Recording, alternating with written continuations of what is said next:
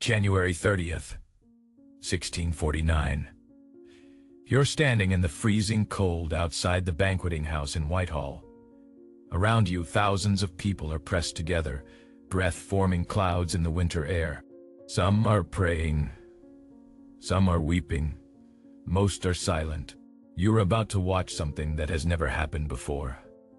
The execution of a king by his own people, through a legal process. Not assassination, not war, not poison in the night. A trial, a verdict, a sentence. Think about what that means. For 1,000 years, kings had ruled by divine right. God chose them. God protected them. To raise your hand against a king was to raise your hand against God himself. And now a carpenter is building a scaffold outside a palace window. If you believe that the documented records of history's most dramatic power shifts deserve to be remembered, consider liking this video and subscribing. Your support helps us uncover more moments that textbooks bury. Let's watch how it happened. Act 1. The arrest. Here's what most people don't understand about the English Civil War. It wasn't sudden. It was a slow-motion collapse that took years. Charles I believed he answered to God alone. Parliament believed he answered to them. For nearly a decade they argued, negotiated, and compromised. Then they stopped compromising. In 1642, civil war erupted. For 7 years, England tore itself apart. Royalists against parliamentarians, brother against brother, father against son. By 1648, Charles had lost. His armies were scattered. His allies had abandoned him.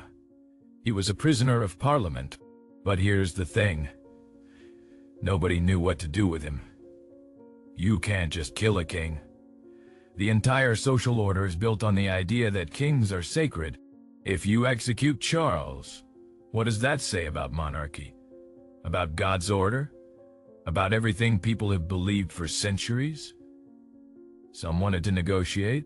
Make Charles sign away more power, then put him back on the throne. But Charles kept making secret deals with anyone who would listen. The Scots, the French, anyone who might restore him to full power. Oliver Cromwell, the parliamentarian general who had won the war, finally lost patience. If we don't end him, he wrote to a colleague, he will end us. On December 6, 1648, soldiers purged Parliament of anyone who wanted to negotiate. The remaining members, just 46 of them, did something unprecedented. They put the king on trial. Act 2. The trial. Picture this. Westminster Hall, January 20th, 1649. The largest medieval hall in Europe, where kings had been crowned and celebrated for centuries. Now it's a courtroom. Charles I walks in. He's smaller than you'd expect. 50 years old, beard going gray, dressed entirely in black. He doesn't look like a tyrant. He looks like someone's grandfather. But watch his face. He doesn't bow to the court. He doesn't acknowledge the judges. He sits down and puts his hat back on. In the 17th century, you remove your hat to show respect. Charles is telling them without saying a word. You are beneath me. The prosecutor, John Cook, reads the charges. Charles Stuart, King of England, is accused of high treason against the people of England. The accused interrupted. By what authority do you try me? The court president, John Bradshaw, responds. By the authority of the people of England, of which you were elected king. Charles almost laughs. I deny that, he says. England was never an elective kingdom, but an hereditary kingdom. This is the moment that will echo through history. Charles genuinely believed that his power came from God, not from the people. The idea that subjects could judge a king was not just illegal to him. It was a cosmic impossibility. He refused to enter a plea.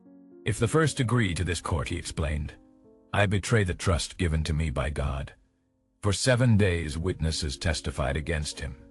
Soldiers who had seen him direct battles. Officials who had carried his secret messages. Ordinary people who had lost everything in his wars. Charles sat through it all without responding, not out of guilt, out of principle. To him, the entire proceeding was illegitimate. Answering would grant it validity. This wasn't strategy. This was theology, and it made him impossible to reach. On January 27th, the court found him guilty. Charles Stuart, you are condemned to death by the severing of your head from your body. For the first time, Charles's composure cracked. Will you hear me a word, sir? The president refused. The sentence has been read. You are dismissed. They took him away before he could speak. He never got to give his defense. If this moment in history doesn't make you question everything you think about power, you might be missing the lesson. Act 3. The preparation. Here's what haunts me about the next 3 days. Charles knew exactly what was coming, and he spent those days not in terror, but in preparation. He asked to see his children. Elizabeth, 13. Henry, 8. Imagine that conversation. Your father is the king. Your father is about to be executed by his own subjects. He has to explain to you why he is choosing to die rather than compromise his principles. Elizabeth kept notes. We have them. He told me, she wrote, that he was to die for the laws and liberties of the land and for maintaining the true Protestant religion. Then he turned to 8-year-old Henry. They will cut off my head, Charles said, and perhaps make you a king. But mark what I say, you must not be a king so long as your brothers Charles and James do live. The boy's response has survived in the historical record. I will be torn in pieces first. Charles blessed him. The king also asked for 2 shirts. Here's why that detail matters. It was January, freezing cold. He was afraid that on the scaffold he might shiver from the cold. And if he shivered, people might think he was trembling from fear. So he wore 2 shirts. Think about that level of control. He's about to die. His primary concern is how it will look. This wasn't vanity. This was kingship. If he died well, he would become a martyr. If he died poorly, he would become a warning. Charles understood something that his executioners didn't. The scaffold was a stage. Act 4, the execution. January 30th, 1649. Approximately 2 p.m. Charles steps through a window of the banqueting house onto a wooden scaffold draped in black cloth. Around him, soldiers. Below him, thousands of people pressed behind barriers. The execution block is very low, only 10 inches high. This is deliberate. A low block forces the condemned to lie flat, face down.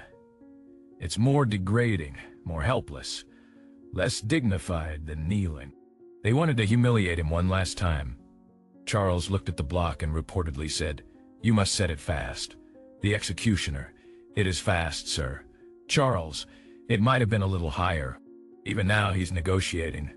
The executioner and his assistant are both masked, heavily disguised. Their identities will never be confirmed. Think about what that means. Whoever swings the axe knows that someday someone might come looking for revenge. The king's sons are still alive. Royalists are everywhere. This is not a proud moment. This is terrified men doing a terrible job. Charles turns to Bishop Juxon, his chaplain. "I go from a corruptible to an incorruptible crown where no disturbance can be." Then he addresses the small crowd aloud on the scaffold. He speaks for several minutes about his innocence, about the rights of the people, about the church. Most people below can't hear him. That's intentional too. The soldiers keep the crowd far back. Charles kneels. He tucks his hair under his cap so his neck is exposed. He stretches out his hands as a signal. The axe falls. One clean stroke. The executioner's assistant lifts the head. And here's what happens next. Instead of the usual cheers that accompanied public executions, the crowd makes a sound that witnesses describe as a groan. Not joy, not satisfaction. Something closer to horror. A boy of 15 who was there later wrote, "There was such a groan by the thousands then present as I never heard before, and desire I may never hear again." They had killed their king. And suddenly, it felt real. Act 5. The aftermath.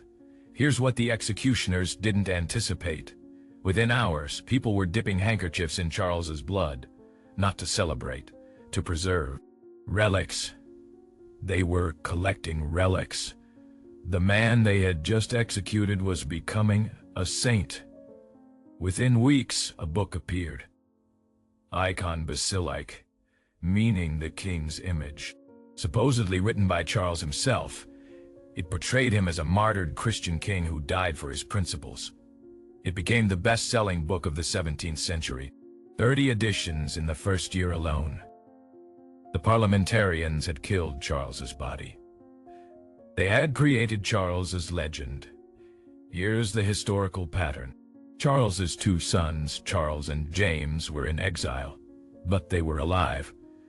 11 years later, in 1660, the Commonwealth collapsed. Cromwell had died. His son was incompetent. The country was exhausted.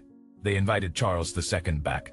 The monarchy returned, and the men who had signed Charles I's death warrant, they were hunted down. 59 men had signed the death warrant.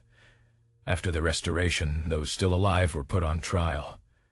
29 were convicted. 10 were hanged, drawn, and quartered. Some had already died. Their bodies were dug up. Cromwell's corpse was exhumed, hanged, and beheaded.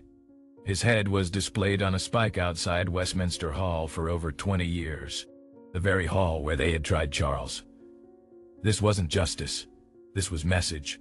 The body of Charles I was quietly buried in Windsor Castle. No grand funeral, no marker for centuries. But the killing? The killing created exactly what Parliament had feared. A martyr. The Church of England declared January 30th a day of fasting and humiliation for over 200 years. Charles was added to the church calendar as a saint. King Charles the Martyr. The question isn't whether Charles I was a good king. He wasn't. He was stubborn, dishonest, and believed his power was unlimited. The question is what it means that killing him only made him more powerful. Every revolution thinks it can destroy the old symbols. Every revolution learns that symbols don't die when people do. They transform. Charles I walked onto that scaffold as a failed king.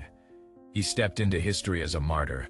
And the men who killed him, they thought they were creating a new world. They were creating a warning. If this exposed something you've never heard before, hit that subscribe button and turn on notifications because we're going to keep uncovering the history they tried to bury. Drop a comment with your thoughts on what other buried histories we should investigate. I'll see you in the next one.